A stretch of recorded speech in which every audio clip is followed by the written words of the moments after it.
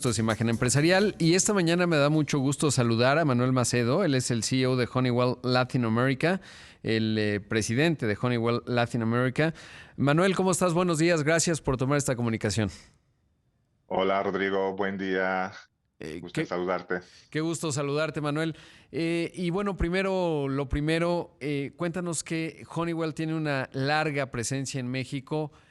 Comenzar por ahí, ¿qué es Honeywell hoy a escala global y sobre todo dónde encaja México en las operaciones de la compañía?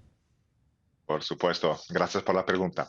Pues Honeywell es una multinacional de origen americana, una empresa con más de 100 años, yo diría 100 años innovando. Lleva en México más de 80 años, entonces tiene una presencia muy importante y México es el segundo país a nivel de presencia física, a nivel de infraestructura. Es una empresa que factura 35 billones a nivel mundial y está presente en el Nasdaq, así que tiene una componente de innovación tecnológica muy grande. Claro. Y en el caso de México, digamos, ¿cuáles son los negocios que tiene aquí y sobre todo las instalaciones? Porque ya decías, el segundo país con más presencia. Sí. Entonces, México, al ser el segundo país, significa exactamente que tiene todas las unidades de negocio, que son cinco. Tenemos la unidad de aeroespacial. Tenemos la unidad de llamada Performance Materials, que tiene todo lo que tiene que ver con tecnologías para la refinación, biocombustibles, automatización industrial, química fina. Tenemos otra división, la tercera, llamada Building Technologies, es decir, todas las tecnologías para edificios y ciudades inteligentes. Una cuarta división con materiales de seguridad, productos de soluciones de seguridad y de conectividad y también de almacenes inteligentes. Y una última, que de hecho es transversal a todas estas, que es una capa de software, se llama Honeywell Connected Enterprise, que finalmente permite utilizar la información que todos los activos, todos nuestros hardwares en todos esos verticales de esas divisiones que he descrito, capten información, utilizan inteligencia artificial y entreguen soluciones de mayor eficiencia y productividad a nuestros clientes. En México tenemos todo eso y producimos no apenas eso para el mundo, como desarrollamos con dos centros de tecnología que tenemos en México, estas tecnologías también para nuestros clientes a nivel mundial. Qué interesante. Y en el caso de México, ¿cuál es el negocio más grande como mercado? Y en cuanto a estos servicios que provee México, desde México para el mundo, ¿cuál es el negocio también más importante? Los cuatro, yo diría, son muy importantes porque son cuatro divisiones finalmente y los datos globales son públicos. Tienen en los 36 billones, hay dos divisiones que son las más grandes a nivel mundial, aeroespacial y la parte de Performance Materials, que tiene la química, la automatización y la parte de biocombustibles y refinación. Esas son las dos más grandes a nivel mundial y después la parte de tecnologías para edificios y también productos de seguridad y productividad son ligeramente más pequeñas, pero yo diría que básicamente se puede considerar, se divide en cuatro. Y esto en todo el mundo es parecido porque es un conglomerado, entonces no dependemos de una línea de producto A y B, entonces todos estos sectores como tal son muy atractivos, en México también. ¿Ok? Y en México, en la óptica aeroespacial, ¿dónde desarrollan y qué hacen? Porque, bueno, pues es uno de los sectores clave y que además, bueno, pues muy vinculado a Estados Unidos, pero sobre todo a la integración México-Estados Unidos. ¿Qué hay de esa parte? Sí, déjame decirte que tenemos más de 12.000 personas en México, entre 11 plantas, dos centros de investigación, centros de excelencia, el Centro Global de Procurement, oficinas, en fin, somos bastante grandes. Particularmente en la área de aeroespacial, tenemos varias plantas. En Chihuahua y en Mexicali tenemos un centro de desarrollo de tecnología también en Mexicali, donde se ha desarrollado gran parte del Airbus A350 de una forma virtual, o sea, sin tener que tener el avión metálico enorme, o sea, algo que se ha hecho hace ya varios años atrás, muy evolucionado técnicamente y donde se desarrollan tecnologías a futuro también. Y tenemos también un túnel de viento en Mexicali, en ese centro, que permite testar equipos, los llamados RAT.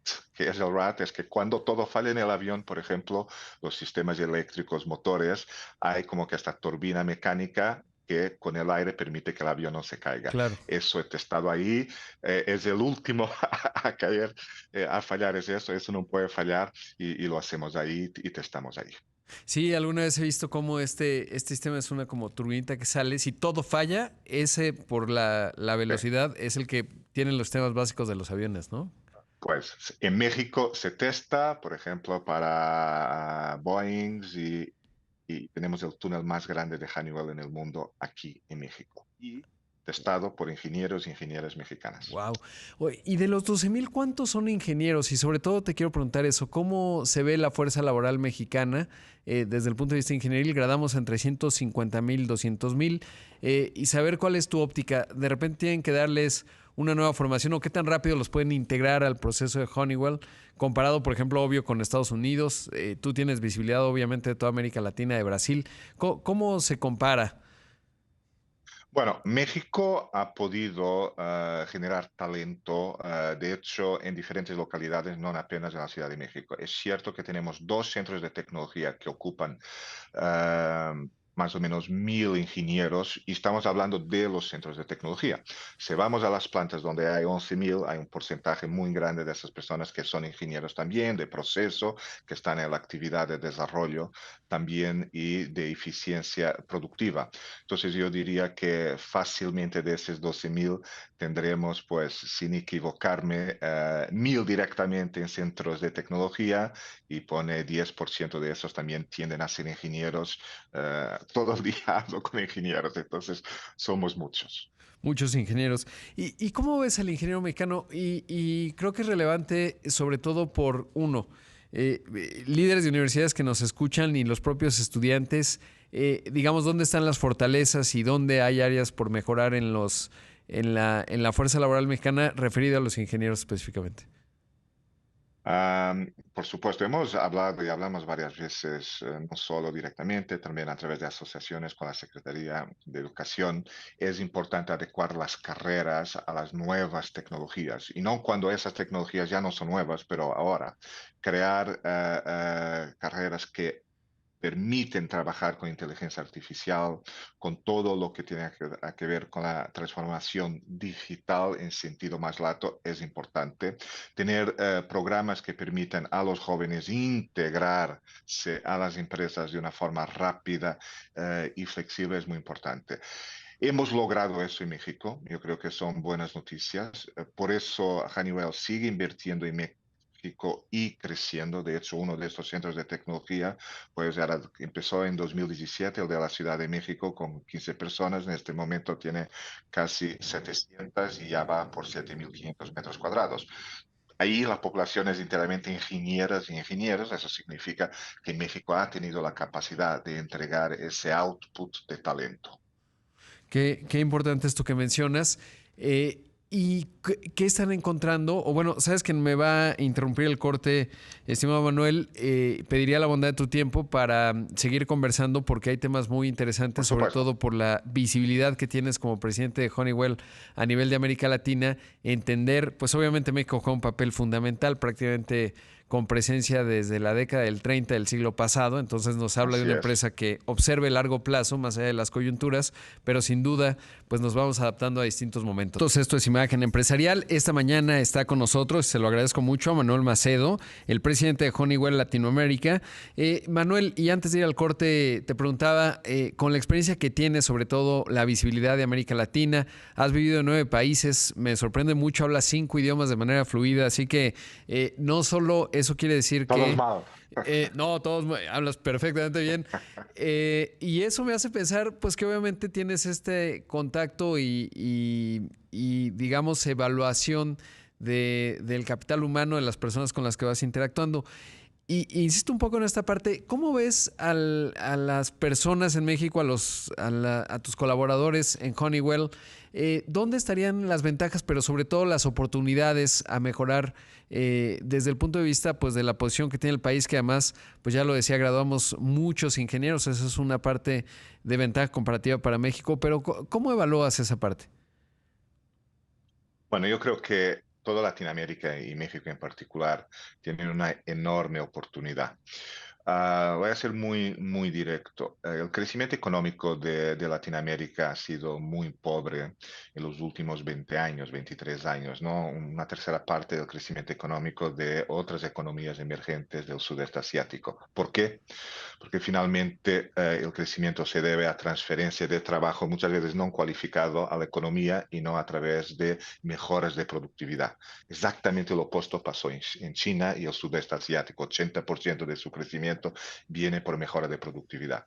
¿Qué significa? Significa que con ese talento que tú mencionas, talento mexicano, podemos crear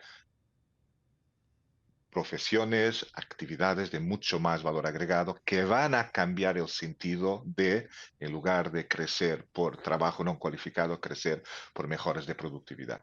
En ese sentido, lo que hacemos, básicamente Honeywell, que tiene como la sustentabilidad y transformación digital como dos de sus grandes ejes, va totalmente enfocado en contribuir para que la economía mexicana pueda hacer ese salto cualitativo. Claro.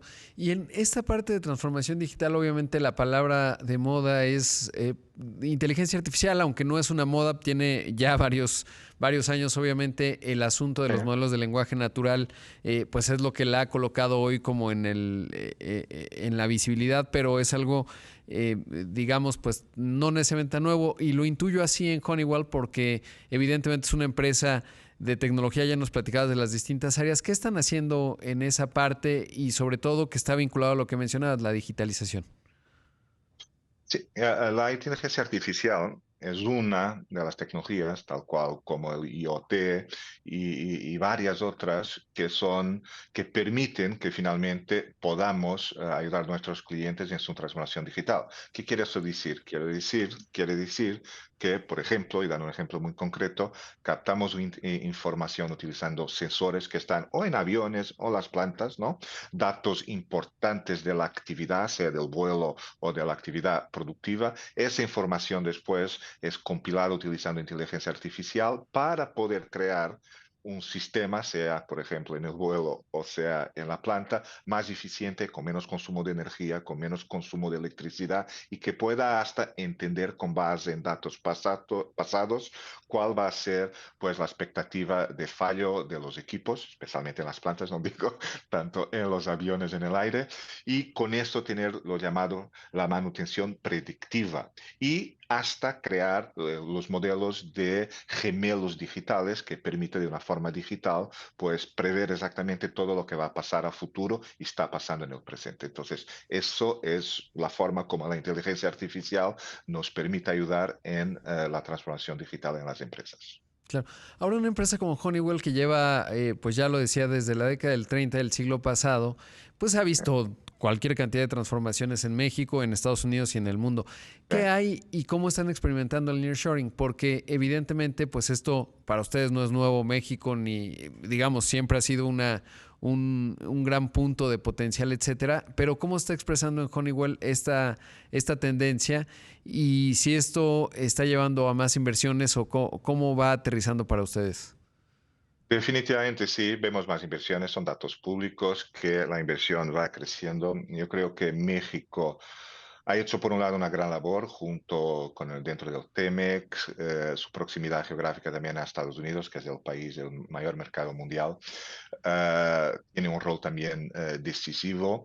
El hecho de que se haya configurado, pues desafortunadamente el COVID, pero en el sentido de que eso crea una disrupción en la cadena de suministro, junto con todo lo que es la tensión geopolítica entre Estados Unidos y China, pues ha creado las condiciones para que las empresas reconfiguren sus cadenas productivas para volverlas menos volátiles. Y eso da a México una oportunidad enorme.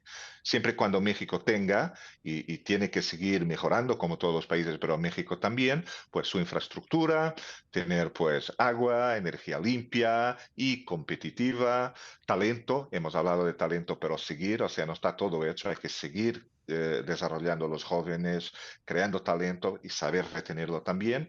Y por supuesto, el Estado de Derecho. Con eso, México seguirá aprovechando las condiciones únicas que tiene dentro del contexto que te he mencionado para sacar lo máximo provecho del nearshoring. Y un último comentario, que se habla del nearshoring como se ha caído del cielo. No, el nearshoring es algo que viene y puede irse. Finalmente, si lo vemos de una forma más a distancia, se trata del objetivo de las empresas que siempre tienen de minimizar sus costos de transacción.